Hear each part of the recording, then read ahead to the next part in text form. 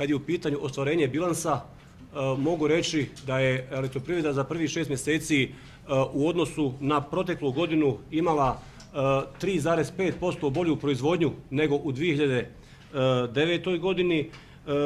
To se posebno odnosi na hidroelektrane koje su imale za 23% bolju proizvodnju nego u 2009. godini i mogu već sada tvrditi da je 2010. prvih pola godine kada je u pitanju proizvodnja iz hidrokapaciteta rekordna godina otkako postoji hidroelektrane na Neretvi, znači možemo reći od 56. godine kada su ušle u pogon HE Jablanica do danas, ovo je rekord u proizvodnji hidroelektrana na Neretvi. Kada je u pitanju potrošnja, evo može se reći da se osjeća neko poboljšanje jer vidimo da je potrošnja 1,7% veća nego u 2009. godini, pogotovo se to odnosi na distribucijsku potrošnju u odnosu na ovu direktnih potrošača koja je 96% u odnosu na 2009. godinu, znači još uvijek u tom segmentu velikih potrošača osjećamo recesiju.